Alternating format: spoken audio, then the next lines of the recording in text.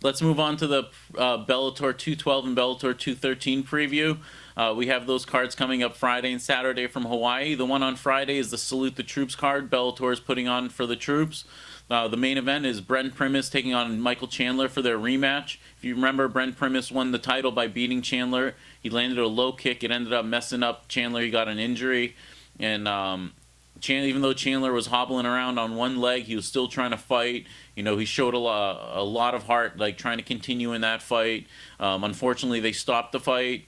He wasn't able to continue anymore, and Brent Primus has been the champion now for about a year. He hasn't fought actually since that last fight. That was actually in June of 2017. So it's been about a year and a half since Brent Primus has fought, and it was the Mike Chandler fight. Mike Chandler has fought twice since then. He's won both his fights, and he's been active. So I'm looking for Mike Chandler to go in there and get his belt back. I think he's going to finish Brent Primus. I think he's got a lot to prove. He has a chip on his shoulder, and he's been asking for this fight for a while. I can tell he doesn't really care for Brent Primus. He just wants his belt. He knows that dude isn't the real champion. He knows if it wasn't for that injury, he would have won that fight. But it was a clean victory for Brent Primus. Unfortunately, a fight ends with an injury like that. That's it. It is how it is. If a guy can't continue, then the fight's over. But Chandler's gonna try and correct that mistake. He's gonna try and fix that and make things right the way he believes it is, as him being the Bellator champ. So that's going to be a good fight. In the co-main event on that card is Frank Mir coming back after that knockout loss to Fedor. He's taking on Javi Ayala. Javi Ayala, you guys might remember him. He's the one who knocked out Sergey Kharitonov. He's lost two straight, but they were to top guys. It was to Roy Nelson and Czech Congo. So it wasn't that there was no shame really in those losses, but he still got that knockout power. He got that knockout win over Sergey, like I was saying.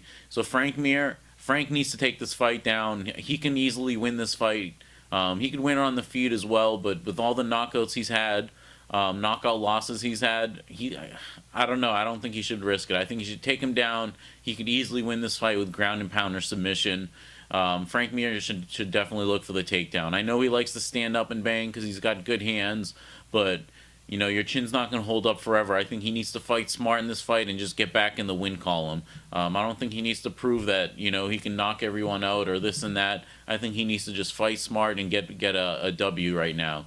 It's late in his career. He's getting up there in age. He's got mileage on his body. He can't just go out there slugging it out with everybody. Javi Ayala has power. He might lack in a lot of other areas, and that's what Frank needs to expose. He can't just go after his power because it might not end well for him. Also on the card, we have AJ McKee taking on Daniel Crawford. AJ McKee, 12-0, undefeated. You guys always hear me talk about him anytime he's fighting. You don't want to miss his fights. Check out his highlights online. He's an exciting young fighter.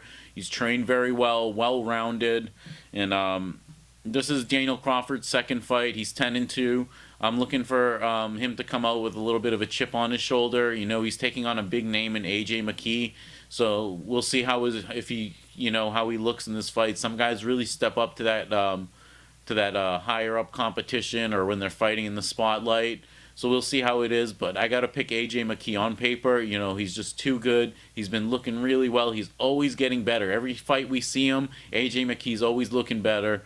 So you don't want to miss any of his fights, and definitely don't want to miss this fight. Also on the card, we have Derek Campos taking on Sam Sicilia. Look for these guys to swing and throw some leather. Sam Sicilia, you guys know he's got knockout power, but he's 1-4 in his last 5 fights. That brawling style, that's the downside of it. You're going to get taken down, you're going to lose, you're going to get caught. So there's a lot of downsides to that.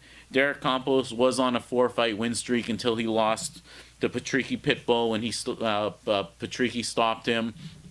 So look for him to get back on the winning track. Look for him to try and get another win streak going.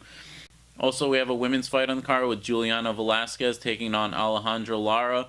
We also have Twain Claxton on the card. We have Hobson Gracie on the card making his pro debut. So a lot to check out on Bellator 212, guys. You don't want to miss it. Salute the Troops card. And on Saturday, we have Bellator 213 with the main event, Ilima-Lei Macfarlane defending her belt against Valerie Letourneau. Ilima-Lei Macfarlane's undefeated. She's the champion at 8-0. She's been looking really good. Every fight we see her, she gets better and better. I'm really interested to see how she does against someone like Valerie Letourneau, who's been in the game for a while. She has a lot of experience. She's very crafty. She's got a good fight IQ. So this is going to be a good test for Ilima-Lei, and I think it's going to be a hell of a fight. Let's move on to the co-main event, which is Lyoto Machida making his Bellator debut versus Rafael Carvalho. This is going to be an interesting fight. These guys are both good strikers. They both have good ground games, but look for them to stand up. But this fight's going to stay standing. Someone's going to get knocked out. It's going to be an interesting style matchup. Both the way Machida's karate style and striking is, and Rafael Carvalho, how he's well-rounded. He has good punches, kicks, knees. Look for this fight to be a knockout. This is going to be an exciting fight. You guys definitely don't want to miss this fight. Machida versus Carvalho. This is going to be an amazing fight. Machida's last fight in the UFC was that front kick knockout of Vitor Belfort. So he's coming off a win. He's coming into Bellator off a win. Look for Machida to do what he does, to strike, to knock out, and that's what Rafael Carvalho does too. So a great fight. Also, we have Neiman Gracie taking on Ed Ruth for the welterweight Grand Prix. This is the one of the opening round fights for the welterweight Grand Prix. Both these guys are undefeated. Neiman Gracie, amazing jiu-jitsu, top-level jiu-jitsu. Ed Ruth, amazing college wrestler. He's multiple-time champ, NCAA Division I champ. Ed Ruth is a great wrestler. He's got power in his hands. He's got knockout power. I'm really interested in this matchup. You got the jiu-jitsu guy. Neiman Gracie's striking is getting better, but you know his bread and butter is his jiu-jitsu. He's so crafty and smart on the ground. I don't know how this fight's going to go. You definitely don't want to miss it. Both these guys, it's hard to see one of these guys lose. They're both up-and-comers, and they're both on a tear. Like I said, both undefeated. This is going to be a great fight. Don't want to miss this fight as well, so tune in for that. We also have Liam McGeary coming back. This is his first fight since that loss to Vadim Nemkov. He's taking on King Mo. That's going to be another great fight. If I had to pick one, I have to kind of lean towards King Mo. I think Liam McGeary's confidence wasn't that great going into that Vadim Nemkov fight.